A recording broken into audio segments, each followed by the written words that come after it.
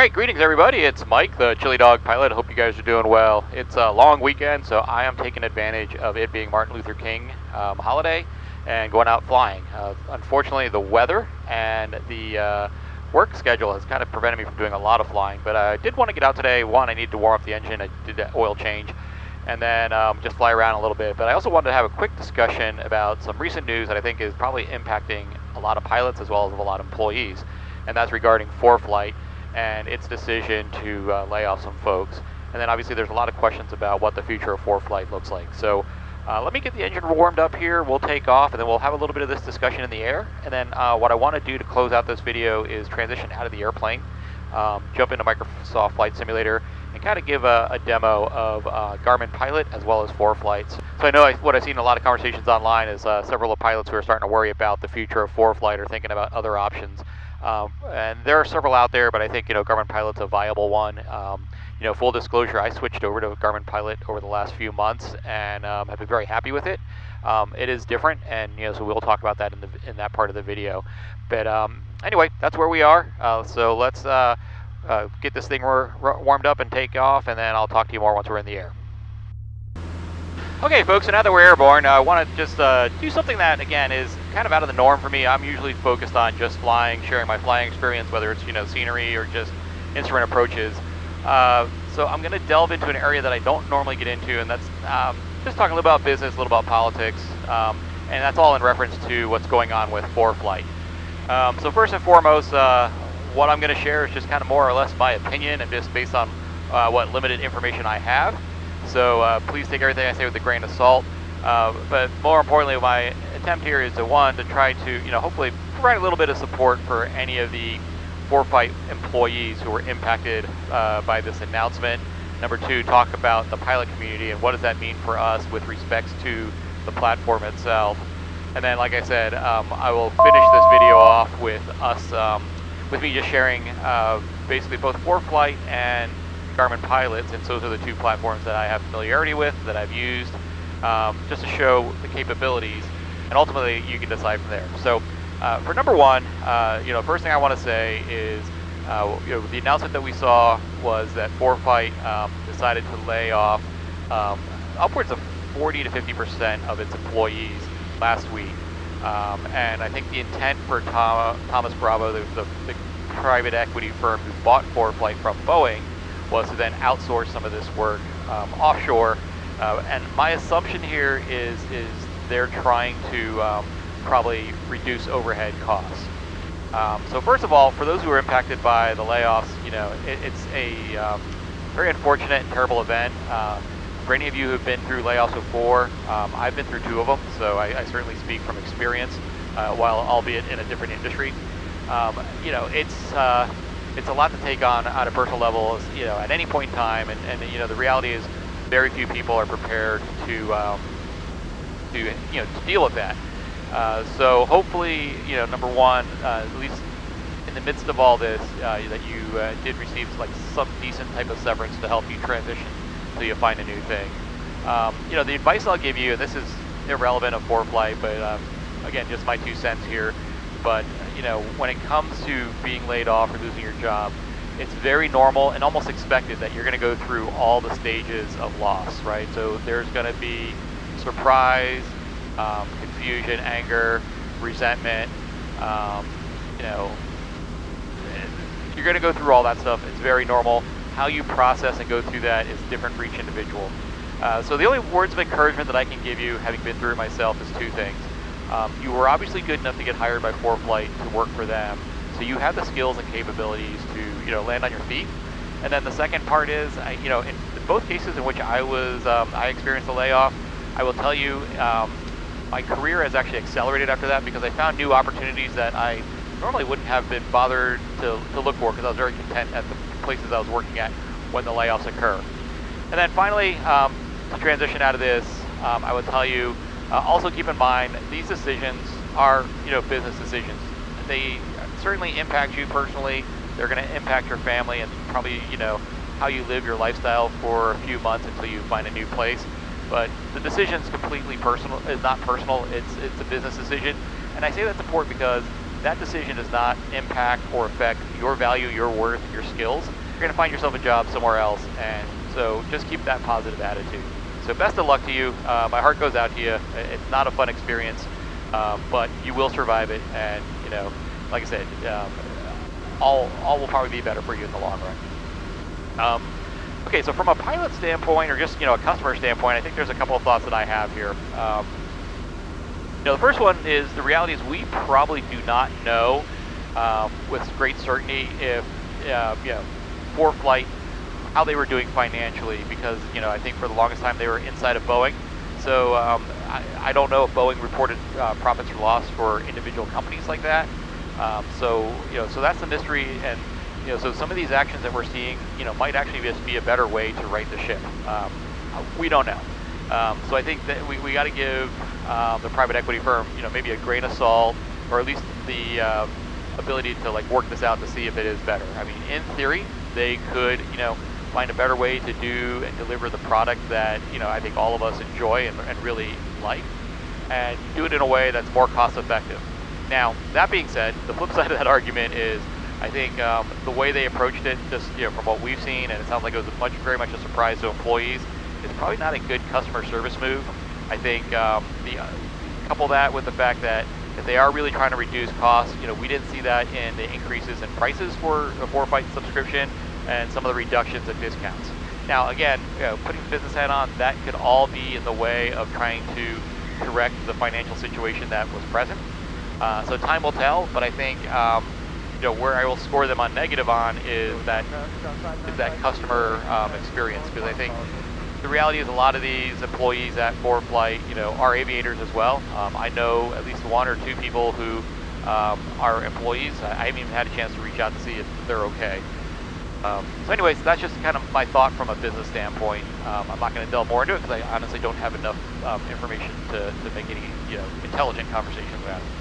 So the next thing is, what are the options? So I think, short term and potentially long term, I don't think ForeFlight is in danger or is going away. Obviously, there's many factors that go into that, but I think everything I've seen, you want to give, I guess, a little bit of belief that the stance of Thomas Bravo is to continue that platform as it is and try to make it better for pilots. And maybe their idea here is offshoring it to save money. And so time will tell if that works. I think they're gonna have to balance that with I think customer appreciation. I mean, the good thing is they do have a lot of customers, so hopefully they can continue to get that customer support for their product. But I think I guess my advice is I would start looking at other options if you're concerned. But I also think it's not like it's going to close up shop overnight. And so that's my overall thought on it.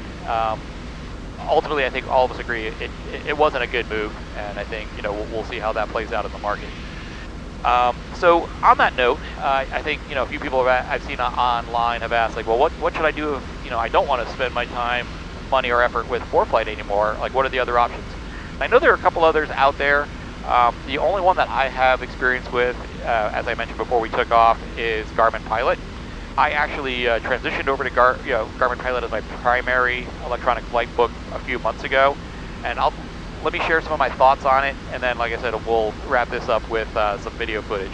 But what I would say is they're both very capable and very good platforms, and they, in my opinion, they serve slightly different needs or may satisfy different sensitivities. The things that brought me over to Garmin Pilot that I really like is their Smart Charts function, and I'm going to demo it, but at a high level, what Smart Charts is, it's a way to basically simplify and modernize instrument approach plates. And so what it does is it reduces the approach plate down to the legs that you're going to fly, and it also does a nice job of summarizing the brief as well as the misapproach point. And then probably the other thing I like about it for situational awareness is it also includes a vertical profile depiction as well. So you can see not only where you are laterally on the approach plate, but also where you are relative to altitudes or glide paths. So that I think is a nice advancement in instrument flying. It provides a lot more awareness than the old-fashioned Jeppesen or FAA plates. But again, that's just personal preference.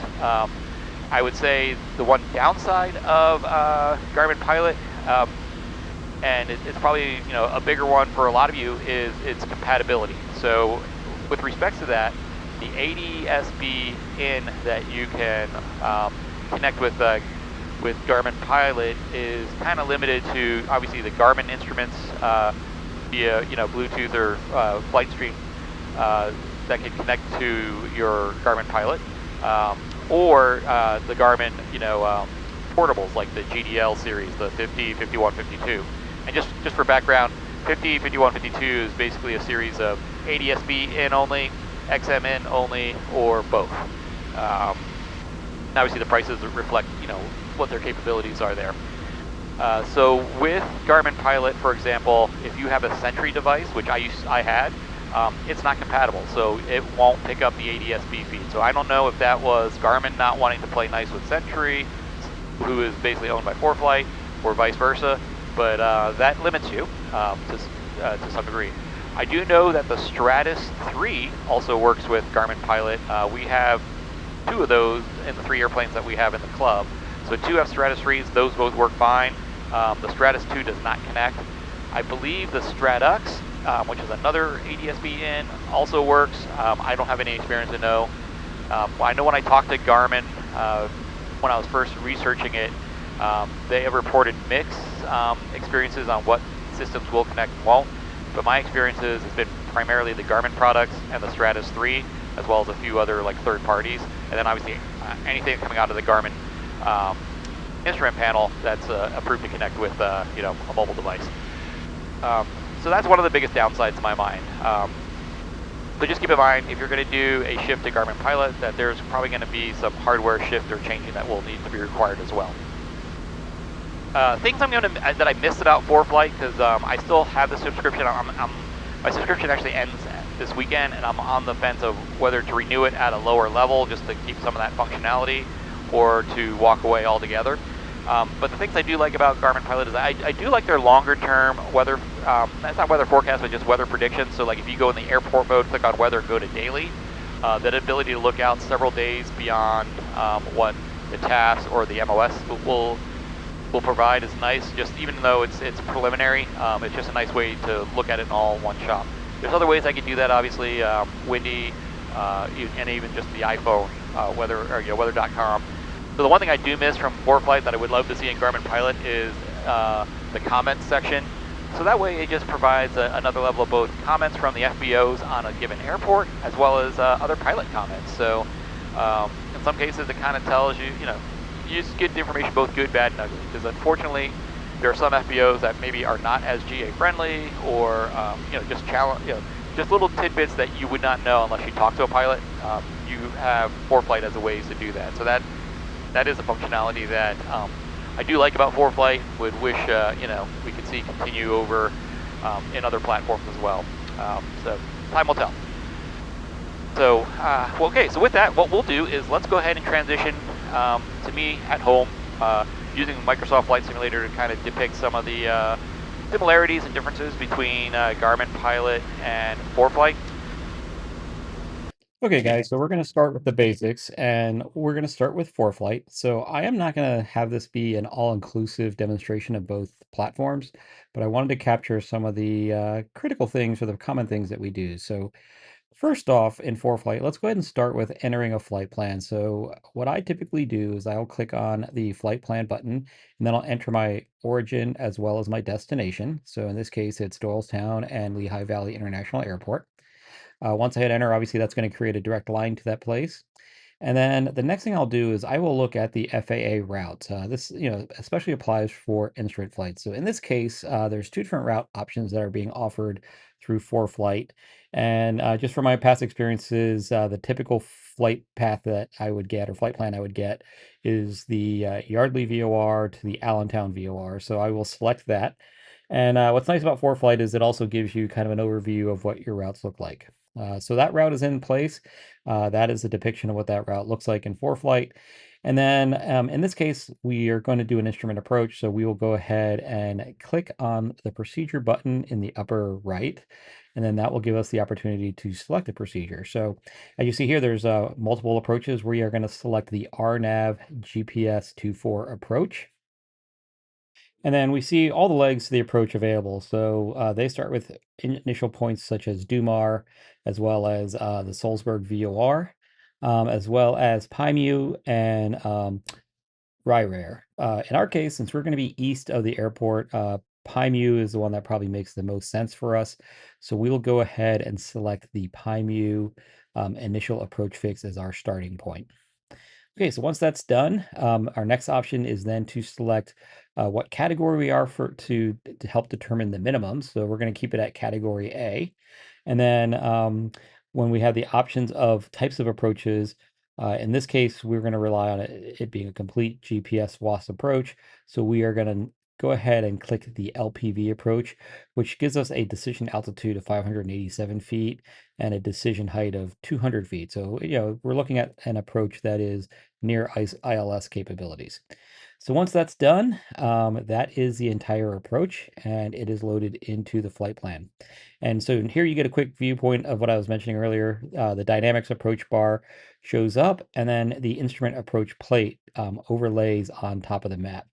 The nice thing about having that instrument approach plate on top of the map is you are able to see traffic. Whereas if you are in the approach plate view in either platform, actually, you do not see traffic. So we'll talk a little bit about that, especially as we're looking at Garmin Pilot and some of its functionalities. Okay, so while it is up, let's go ahead and talk about dynamic approaches that's been added to ForeFlight. And I think this was probably something that they were developing in parallel, but included after Smart Charts came out. So it just consolidates a lot of the information that you want here. So right now, as you could see, you have your route fixes for the approach that you selected, as including the initial entry point. And it tells you the altitudes for each of those waypoints. So it gives you some additional guidance to help you as you're thinking about the different steps along the approach. As I was mentioning briefly in the flight, the other thing I like about the ForeFlight function of dynamic approaches is that picture that you see right below the route map, which is kind of what you could expect the approach lights to look like and the end of the runway environment to look like. And this is, like I said, especially helpful if you're coming out of minimums. And then, of course, at the bottom there, you also have kind of the direct steps to the missed approach procedures if you have to go missed. Okay, we're now going to switch over to Garmin Pilot and we're going to do flight planning here. Obviously, it's going to be a little bit different than what you see in ForeFlight. In some ways, I like it because it's kind of logical, like what you would do inside of the GPS. So basically, you're going to select your origin as well as your destination. So that is similar to what we did in ForeFlight.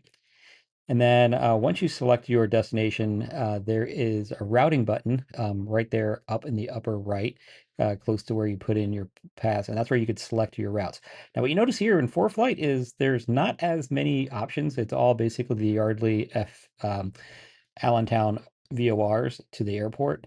I'm not sure if this that they're smarter about knowing what ATC is going to approve, but they didn't offer that other route that we saw in ForeFlight. So we're going to select the same route, so that way, we'll mirror these two when we start actually flying in the sim. And then the other thing is for procedures, it's right next to your destination. You click on the procedure button, and then you can select the approach. You can select your which approach you want, and then drill down from there. The downside to Garmin Pilot, as I'm realizing, that is different than what I've seen in ForeFlight, is you don't get a preview of what that looks like. So you either have to be familiar with the chart or review it prior to selecting. And then with Garmin Pilot, you can also either activate the approach or just load it. So in this case, we just loaded it for now. You see all the steps involved here. So the approach is loaded, but as of right now, the Garmin Pilot, much like the GPS, is kind of flying the route to and from the origin and destination based on the route that's planned here. And it's not going to do any of the approach steps until you activate it.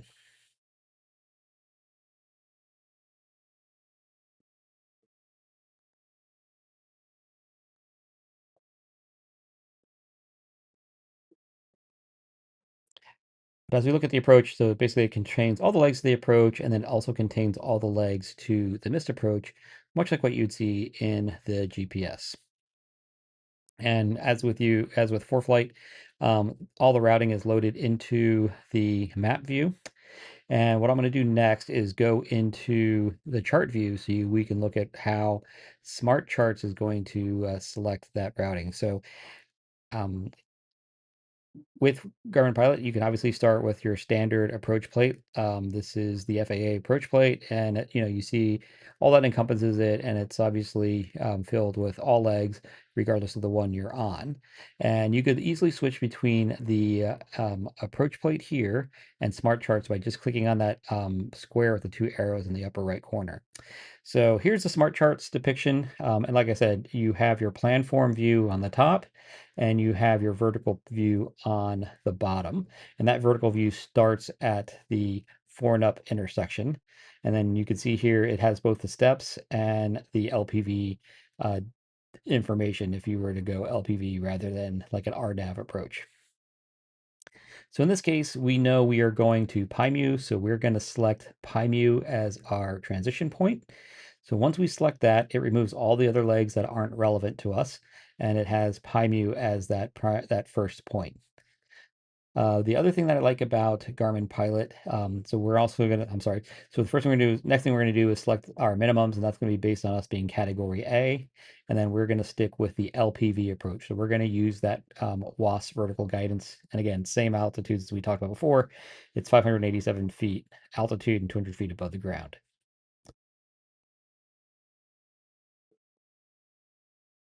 And across the top there on the right, you can see you have three options. So you can get all your comms information, you can get your brief information, and then you also get your missed approach procedures. And so this is a nice way to be able to break down the brief and to be able to read it back and verify it without looking all over the chart, whether you use the FAA chart or the Jeppesen chart. Okay, so I'm going to bring both screens up at the same time and we can kind of do a compare and contrast of the flight. And I'm not going to show you the entire flight. We're going to break it down into just some key areas. But here we are taking off from Doylestown. As you can see, both products will kind of give you some sort of trend vector, whether it's, the line that you see with Garmin Pilot on the left, or just the rings and the green diamonds that you see with ForeFlight on the right. Okay, so as we're making our way to the Yardley VOR, I just want to show you that both platforms offer a form of synthetic vision. So it's like AHARS type data. I, yeah, it's a good question on how well it does as a backup if you should have some sort of instrument failure, but at the very least, it gives you some good variability. So on the right, we're pulling up ForeFlight, and with their nearby synthetic parachute vision, you could area. either see the synthetic vision view or you could also split screen it with the map. On the Garmin Pilot one, you have the ability to do the same thing. And again, here you see it in full screen, and then you have the ability to also split screen it. The biggest difference between the two is with Garmin Pilot, there are you can select the options that you want on the bottom. So you can either pull up the map, or in this case, you have Smart Charts as an underlay. You could select different approaches, or you could select other things such as the map. And I'm going to pull up some of the options here. So the first thing is the map. So that way you have two very similar views there where you can see the map on the bottom and synthetic vision on top. But with Garmin Pilot, you can also select different widgets, which will show METARs, navigation data. You can also pull up your flight profile, which will kind of give you more of a vertical track record of where you're flying to with winds aloft. And so it's just nice that you have the capability to see or mix and match your viewpoints in Garmin Pilot. Not a necessary thing. To me, this wouldn't be a deal maker or breaker, but it's just showing that there's a little bit of differentiality between the two. Now, as many of you ForeFlight folks know, one of the things you can do in both platforms is also have in glide rings based on your glide ratio for your aircraft. Um, I'm probably not zoomed well enough with ForeFlight to see what that ring looks like as we're climbing out here.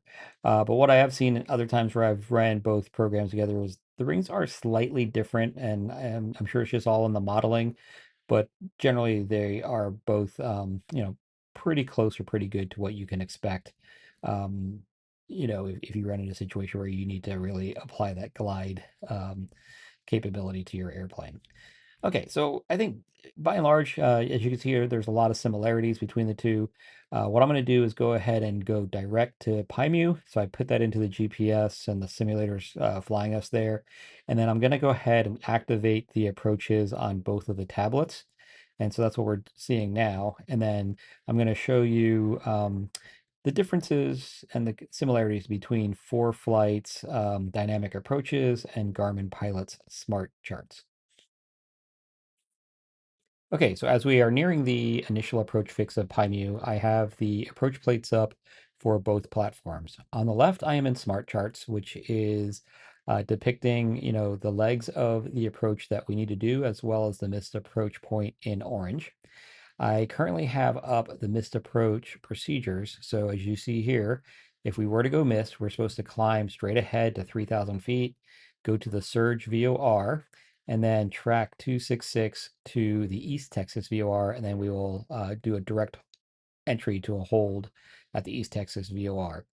You can see that same information at the bottom of the dynamics approach chart on ForeFlight. So that's at the bottom left where you can see it spell out basically climb to 3,000, direct to surge, and then on track 266 to the East Texas VOR and hold. The other thing you can see here or the differences between the two is on Garmin Pilot. Your vertical information is on the bottom part of the smart charts. So it kind of shows you both the step downs as well as the glide path if you're using the LPV approach. And it also gives you the glide angle. So in this case, it's a 3-degree slope, which is, relatively standard. Both charts will give you all the information you need. So you see the step altitudes between each of the legs. The nice thing is on ForeFlight, they not only give you the leg name or fix name, but it also gives you the altitudes for that fix.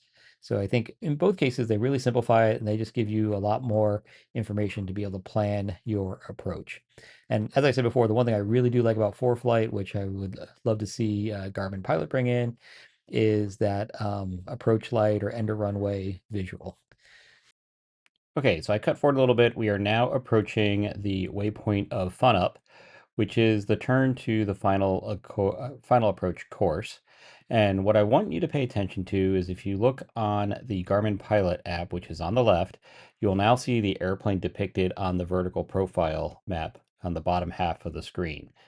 The nice thing with Garmin Pilot that I like too is the actual position of your aircraft is on the nose of the airplane. So whether you're looking at the vertical profile path or the planform view on the top, the nose is your actual position. So it's more detailed than when you look at ForeFlight on the right, which is my best guess is the center of the airplane, but there's no precision to it.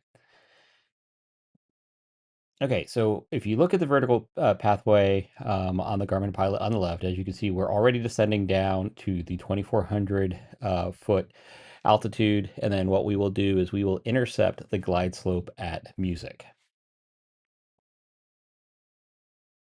Okay, so I went ahead and cut forward again to us approaching the final approach fix, which is music. This is also the location in which we intercept the LPV glide path. Now, on the depiction on the left in Garmin Pilot, it just gives you more visibility and situational awareness of how you are flying the glide slope, whether it's an LPV glide slope or an ILS glide slope. So just with a quick look, you could tell if you're following that pathway, if you're high or low. With ForeFlight on the right, you have the call outs for the altitudes, but you're absent any type of guidance on that. So what I'm going to go ahead and do is move forward again. We'll just kind of show you what the misapproach procedures look like, and then we'll wrap up. Okay, now we're about 200 feet above the misapproach point. And as you see, we're still tracking the glide path quite well as laterally we are doing fine. As you can see on Garmin Pilot, the other nice thing is there is a circle on the planform view of where the decision altitude is, as well as seeing it on the vertical path situation below. We're now going mist, so you'll start to see the aircraft starting to climb away from the glide path. And then obviously as we get to the edge of the vertical profile screen, the airplane will disappear, and then we can just focus on the planform view on the top. With ForeFlight, again, you still have the nice visibility. It's basically the approach plate overlaid on top of the map, but you still have, the guidance to you to where that surge is the next interception, and then we'll follow that on to East Texas for the missed approach point. So in short, that is what the two different platforms look like. What I will tell you is if you want to see more from Garmin Pilot, please let me know. I can either do it here in Flight Simulator, or if time permits, we can also do it out in the airplane. All right, guys, so thank you for taking the time to watch this video. If this is your first time here, please like, subscribe, and check out some of the other videos I have on there. Most of them are all about flying, whether it's just scenic views or instrument approaches. But please subscribe, and we'll see you again next week with more content. So until then, take care, be well.